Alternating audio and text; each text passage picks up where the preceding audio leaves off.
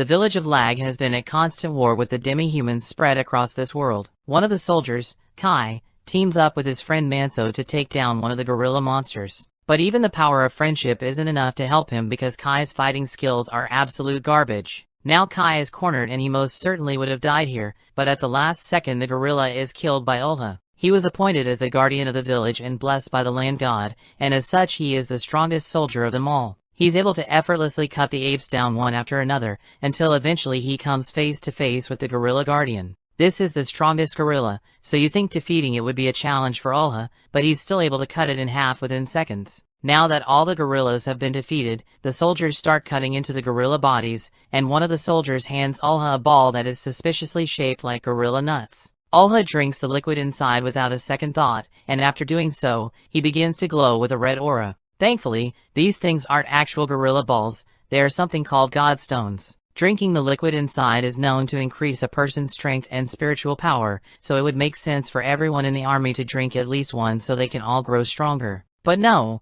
the rules say that they are only allowed to drink tiny drops of it. They all get their drops, and after drinking his drop of Godstone, Kai can already feel his spiritual power increasing. So he asks Manso if he can have some more. But unfortunately, he's just a foot soldier, so there's no way he will ever get permission to drink a full Godstone. The rules say that almost all of the Godstones must be given to a guardian bearer like Ulha. So even though Ulha is already strong, he has to become stronger, while the rest of the soldiers are stuck at weak power levels, and no one sees anything wrong with this system. Once everyone returns to the village, a huge celebration is held in honor of their victory over the apes. But even here, the amount of food each person gets is determined by their status. So the strong people and the children of the chief get tons of meat, while the scrubs like Kai get a small plate of miscellaneous soup. The soup doesn't actually taste that bad, but Kai wishes he could get some of the good food too. But that will never happen while he's still a low-level soldier, so he vows to train and get stronger so he can raise his status. Immediately after the banquet is over,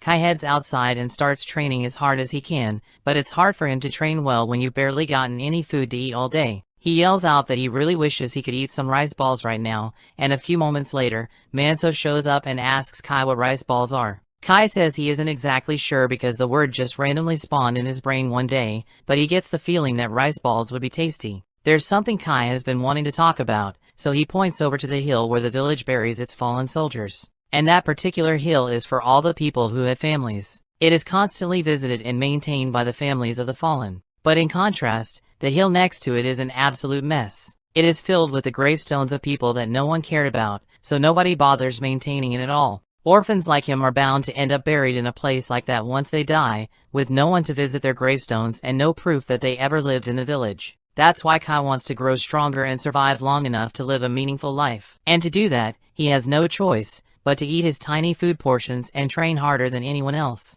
But even that wouldn't be enough to ensure his survival. He would need some kind of special ability to give him an edge on the battlefield, but he's not sure what he could use. At the same moment in the castle, Ulha and his sister Jose are walking to their father's room. Ulha tells Jose that she doesn't need to concern herself with war briefings because she isn't expected to fight like Ulha. Even so, she tells him she wants to defend the village as well, but Ulha dismisses her and says a daughter of the chief's family doesn't need to learn how to fight, and no matter how much she begs, he won't allow it. Jose thinks it's unfair that she doesn't get to fight in battles just because she's a girl. As if to rub it in, when she looks out the window, she sees Kai and Manso having fun and training. Since Manso is older and stronger than Kai, he is way better at fighting than he is, so Kai can't do much aside from play defense. Manso tells him he will never get stronger if he doesn't learn to attack. So Kai tries attacking, but when he does, he leaves himself wide open. So Manso is able to knock him back, causing him to fall to the ground and hit his head. As a result, Kai gets a massive concussion. He begins seeing memories of his past life in Japan come flooding back to him.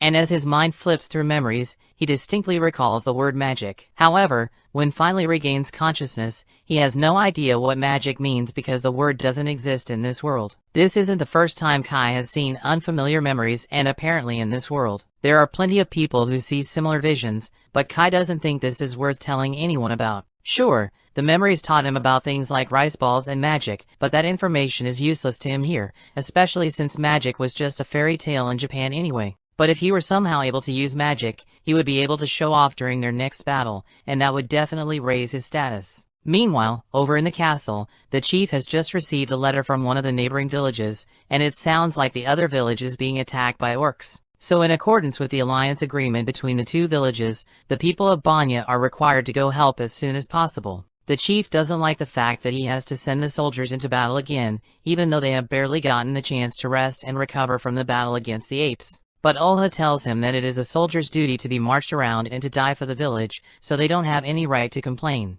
However, the chief reminds him that the soldiers are still a part of the village as well, so he shouldn't treat them as disposable pawns. Back in the barracks, Kai is having trouble sleeping because he can't get the idea of magic out of his head. Manso can tell that something is bothering him, so he asks what's wrong. Kai tells him it's not a big deal, but he had a dream about being able to create fire out of nothing, as strange as it may sound. He fully expected Manso to tell him he sounds stupid, but surprisingly, Manso says he has heard about something similar before. He was once told a story about a strange traveler who came to the village. The man wanted to start a fire, but had no kindling on him, and normally it would be impossible to make a fire without gear. But the man simply raised his finger and created a flame from thin air. Kai is surprised to hear that there's actually a record of someone using magic, but Manso reminds him that he only heard it from an old story, so there's no guarantee that it is true. Even so, hearing that story has motivated Kai to try learning to use magic. So the next day he heads out and finds a secluded spot so he can start training. He still isn't sure how magic works,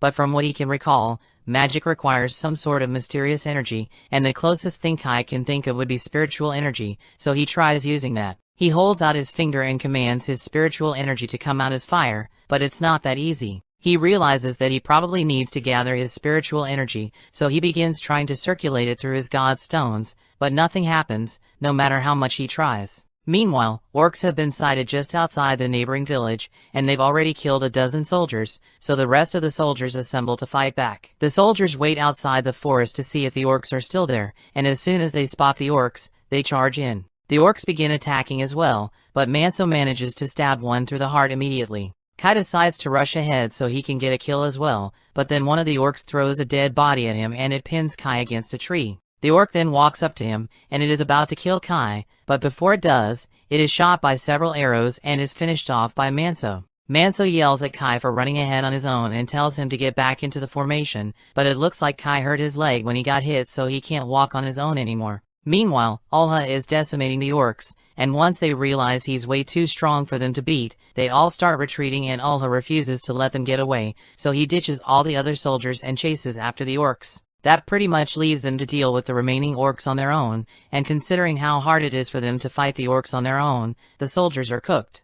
The squad leader orders all the soldiers to run and scatter so most of them can survive. But with Kai's injured leg, he and Manso have no chance of escaping the orc. Kai doesn't want to drag his friends down with him, so he stops Manso and tells him to go on without him. Manso doesn't want to leave Kai behind, but he knows he has no choice, so he apologizes and promises to visit his grave. Manso then runs off in one direction and Kai hobbles away in the other direction. He knows he is hopelessly outmatched, but he refuses to give up on his life. So when he hears the orc approaching, he tries to cast fire magic to defend himself, but it still doesn't work. A few moments later, the orc throws his blade at Kai, and it strikes his shoulder, severely wounding Kai. But on the bright side, the near-death experience makes sparks fly out of Kai's fingers, so maybe he really can use magic. But he might not live long enough to figure that out because the orc runs out of the bushes and starts strangling Kai. Just then, Kai notices the sparks coming from his finger, and he realizes what it means. So he points his hand at the orc's face, and with every bit of willpower he has left, he summons flames to burn it to death. The orc screams out in pain,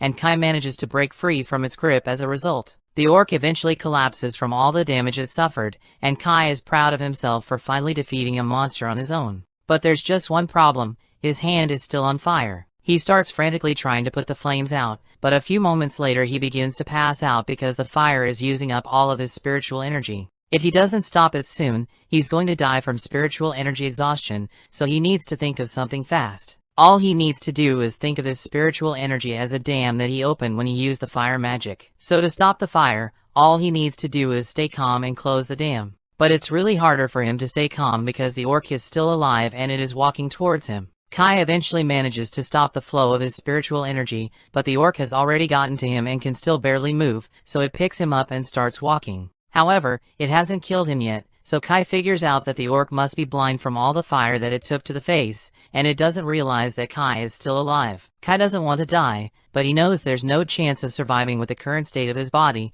so he at least wants to take the orc down with him. So as the orc walks next to a cliff, Kai slashes it across the chest and both of them fall into the river below. That brings the episode to an end. Thanks for watching. Want next part? Subscribe the channel and turn on notification bell.